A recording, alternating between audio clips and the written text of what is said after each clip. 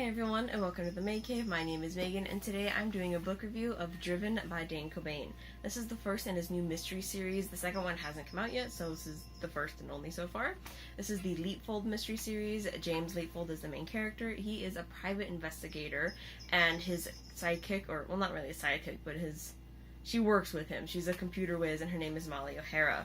These two, they're just a lot of fun. I actually really enjoyed this book. I'm pretty sure I gave it 4.5 stars on Goodreads, and that's what I'm going to give it here.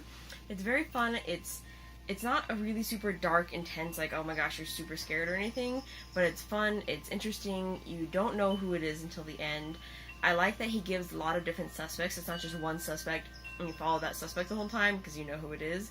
The entire time you don't know who it is. You have a bunch of different suspects.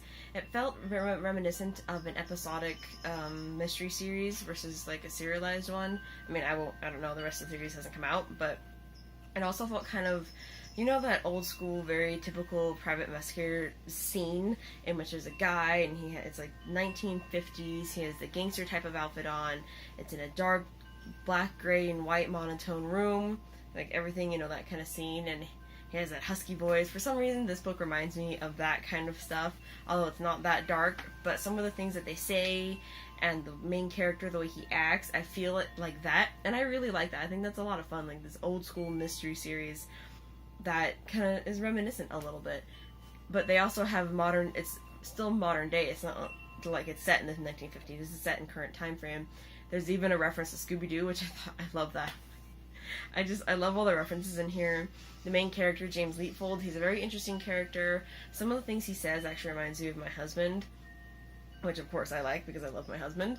And Mae O'Hara is very funny. She's a tough, almost goth chick. She has a lot of dark clothes, dark hair, and everything like that. And she's tiny, but she knows how to take care of herself. She's a computer whiz. But when she goes home, she just wears, I think they're Pokemon PJs. I thought that was really funny. It's a really interesting book, and I highly recommend it if you're looking for a fun mystery instead of something that's really dark and gritty. And I really enjoyed it. There are a few things I want to point out, but let's go over a few of my cons first before I go back into my pros. One of my cons, there aren't that many, but one of them is that the relationship between Mae O'Hara and James Leapfold seems to grow really quickly because they meet in this book. They haven't already started as working at the beginning of the series. Book, still only one book yet. But they meet at the beginning of the book, and then he hires her, and they work the rest of the book together, but the book only spans 1 to 2 weeks of time while they're investigating these murders, but they seem to grow so close that they've been friends for a long time, and the way they talk about each other, and she goes, oh yeah, I know he's like that because I can see how he's doing this or something like that, and she can catch his cues, and I feel like, I don't know, maybe I don't think I've accustomed myself to someone that quickly, but they are working together a lot, almost every day, so maybe it felt a little too quick for me, but then again, it's not a super bad thing, and I can't wait to see them continue to grow as friends in the future books. And then another thing that got me, my only other con in this book really, there was a section in which he was talking about someone was in a residential area and that the speed limit was 20 kilometers per mile, but someone was going like 50 kilometers and it was really fast. And I'm in the US, so I don't use kilometers, so I had to look up the conversion rate. 50 kilometers is 31 miles to the hour here, and 20 is 12 miles an hour, which is really slow. Our typical residential, what's it called, speed limit is usually 20 or 25 miles per hour. So 12 miles per hour, it's like you're slowing down because you're in a school zone and you've got a bunch of kids walking around. That's really slow. And then 31 miles an hour is only not much faster, so it's not like you're speeding down a street. So I was very confused as the mileage there. Is 50 kilometers? Am I just saying things wrong? So the speed confused me a little bit. I don't know if that's just because the conversion was wrong or what, but if you could tell me down below if 50 is really fast at kilometers versus miles, because I found online that 50 kilometers is 31 miles an hour, and that is not that fast. That's average, like, street driving, so I don't know. But those are the only two cons I had. I enjoyed all the characters. I liked the plot. I liked that there were multiple suspects in this plot. I liked there are actually a few quotes in here that I wrote down the page numbers, and I will read them to you because I have a lot of quotes in here I like. I'm going to look at my notes because I have a few pages worth of quotes that I want to read off to you. So let me look at my notes real fast. So the first one is page 69. Let me see if I can get there. This one is one of the quotes that reminded me about that old school PI mystery style with the black and white and everything. It was, "She had a forgettable face, but was still somehow beautiful with olive skin and long brown hair. She was tall, too tall, but she pulled it off with an air of easy confidence." For some reason, when you say something like that, like, she is tall, too tall, but, you know, whatever, it just kind of sounds like that time frame and that, I don't know, it just sounds like that to me, and I thought, I picked up on it, so I thought that was really interesting. And then the next page is 159. So if you guys have read the book, or you're reading the book, you'll know what pages I get these quotes from. I always like to do that, make sure you guys know what pages. Okay. This one is just something that I thought was an interesting thing that he said, and it's probably something I would use in my everyday life. I'd never thought of it this way.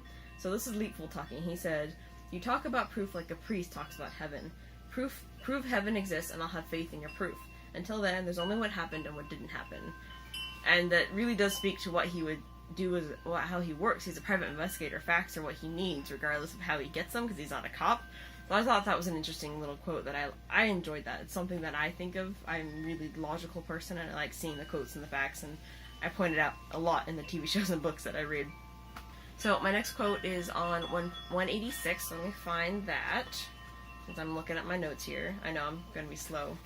This page actually creeped me out. The whole book itself was very fun, but this particular page, Mally was being harassed by someone through the door. Like, someone was at the door and knocking and trying to get in, and it was just the way that he wrote how the assaulter was talking, and it just drew me to that movie scene where you kind of see the eyes and you hear the really creepy voice, and it's just kind of like spine tingling a little bit. That particular scene actually really creeped me out a little bit, so I don't want to read it to you, so you can, it's out of context, it won't sound creepy or anything, but I like that. That was pretty good. So that was a good one. And then my next quote is on page 199, just a few pages later. And this one, where is it on the page? This one I just thought was funny. It kind of reminds me of my husband.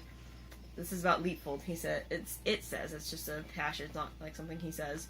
"He sighed and crawled out of bed, took a quick shower to clear his head, and then pulled on the first clothes he could find when he rooted through his wardrobe. Leetfold owned a dozen copies of the same 3 outfits: smart casual, smart, and super smart. He even owned 36 pairs of the same socks, so he didn't have to worry about matching pairs after he picked up his clothes from the laundrette. There was no chance of him owning a washing machine, not in a flat that was smaller than most caravans." I just thought that was funny because my husband owns a lot of socks, and he kind of just goes in there and can pick them out. I mean, he has 3 different styles, so it's not like he can't mix and match. I wouldn't be able to mess them up and get mismatched socks. But it's a similar kind of style, and this seems true for a lot of men. I mean, sure, not all men. There are plenty of men out there that have style and pay attention to what they're wearing, but for the general guys that just, like my husband, who's like, you know what, I don't need anything super fancy, and he likes to look for colors and things, but it's a similar style throughout his whole wardrobe, and that just kind of reminded me of my husband, so that's a lot in here, I've noticed. And then my next one is on page 245. This is my last quote. This is the Scooby-Doo quote, and I love Scooby-Doo. The old show, the What's New Scooby-Doo is good too, but the old one is still my favorite, and where is it?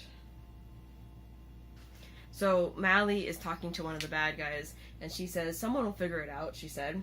"You're not some kind of criminal mastermind. You're like a villain from an episode of Scooby-Doo, and I know a couple of pesky kids who will stop you from getting away with it." I just thought, I love the reference to Scooby-Doo. I think that's really awesome. I love Scooby-Doo. I've watched Scooby-Doo since I was a kid. There were some book series that I read as a kid, so all the quotes and little things I really picked up on in this book, and I like it when I can do that. Not all books have that. In fact, most books I read do not have a quote that I remember even after reading the book and I want to write down and talk about later, but this one did, so I really enjoyed this. I highly recommend this book, and I've probably been talking about it nonstop this whole video, but that's the point of this video, I guess. But those are my thoughts on this book. I'm gonna say I give it 4.5 out of 5 stars, 4 on Goodreads, just because Goodreads doesn't have half stars, which sucks. But anyway, I am looking forward to the rest of this series, and I am going to buy more books by this author. I do have another review I did for this other book that I read. I'll link that down below, and that is No Rest for the Wicked. It is a novella that I also enjoyed. So far, 2 for 2. I really like his books. I recommend him. I also think his channel, I should have said this earlier, he has a booktube channel, he has a blog, he also is on Instagram. I'll link what I can down below, and you can also find it on his site. So there we go. So that is it for this review. Sorry I got a little blabby at the end, but that happens with me, so whatever. So that's it. Thank you guys so much for watching, and I'll see you in my next video.